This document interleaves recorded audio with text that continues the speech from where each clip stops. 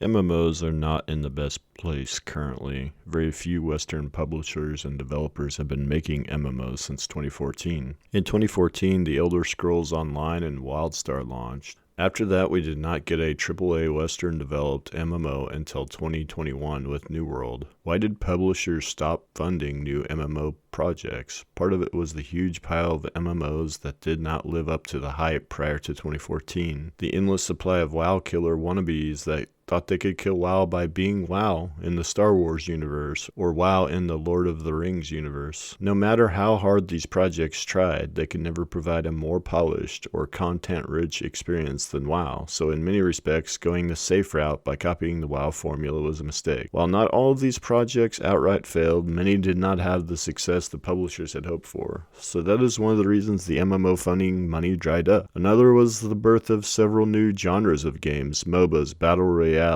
and survival games all became massively popular, and more publishers rushed to cash in on the next big thing. During this MMO dark age, which we are still in with the colossal failure of New World, you did see the birth of the crowdfunded MMO, and very few of these hype projects have actually launched. The only one that has had any success that was heavily crowdfunded is Albion Online. Most of the others are either still in development or are never releasing. But that is changing. There are some major AAA projects from Western developers on the horizon, which is why I think the genre currently has a real chance for a renaissance and possibly even a second golden age. There are two headliners in this new crop of MMOs, Ashes of Creation and the Ride MMO. Ashes of Creation has several things going for it. First, it is doing things differently. It is not yet another WoW clone. It is well funded, and it has a lot of hype surrounding it. Yes, maybe to some extent it is overhyped. Yes, it might be too ambitious, but you do have to love the passion that Steven and his team have for this project. I am very excited for Ashes, and I think it has a really good chance to become one of the top MMOs. Next, the Ride MMO. While we don't know much about it yet, we do know that it has a rockstar development team and no issues with funding considering it is made by Riot Games. We know Riot Games rarely, if ever, has a miss when they make a game. It is very likely to be a highly polished game. They are aiming for mass appeal, which is an approach that Riot takes with every game they make. It has a great chance to succeed. Personally, I think both the Riot MMO and Ashes of Creation will succeed. Just for fun, I am guessing 5 million active players for the Ride MMO and 2 to 3 million for Ashes. And unlike most MMOs released in the last 20 years, I think they actually grow after the initial post-launch drop. But what if they both fail? Does that automatically mean the end of the MMO genre? Are these two games the last hope? Not necessarily. There are some other projects that I put in the contender category.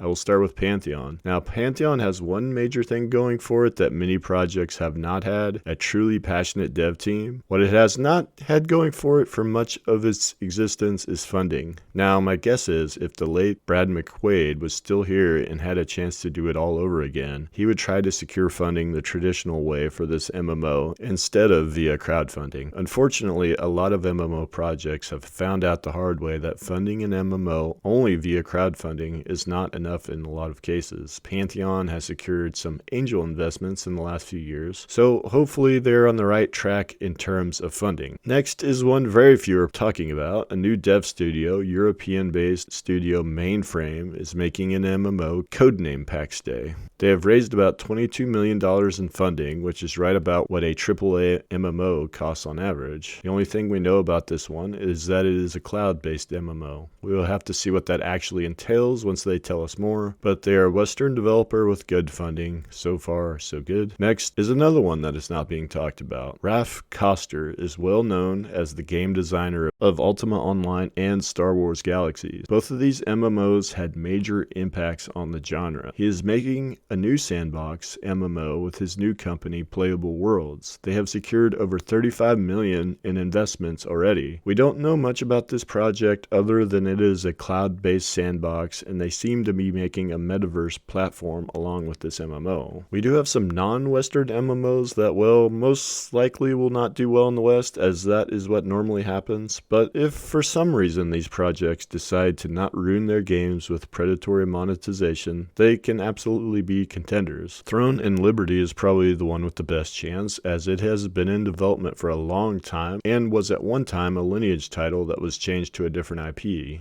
Lineage is a highly successful franchise, but NCSoft is also very known for pay to win, and more than likely they will not do anything different with this MMO in that regard. Some other non-Western MMOs on the horizon are ArcAge 2 and Bellatoras, but again, I don't have much faith that the monetization will not ruin these projects. Now, to round this out, there are some speculative MMOs potentially on the horizon. One is from ZeniMax Online and the potential they might be making a new Star Wars MMO. These are just rumors at this point, but when you start to dig into the details, it does seem like there's a pretty good chance of this unannounced project being an MMO. So a big Western game studio and a major IP would make this a big contender as well. Finally, we have Dreamhaven, a newer studio packed with ex-Blizzard devs. I am speculating that they could have an MMO title up their sleeve, as it would make a lot of sense. And that rounds out the MMOs that I think are contenders to pull the genre out of the rut that it is currently in. I am excited for the future of MMOs. I do get the negativity that surrounds this genre. It is understandable, but I would say don't let the negativity prevent you from trying these new MMOs and at least give them a chance. There is truly some hope for the future. And with that, I'll see you guys in the next video.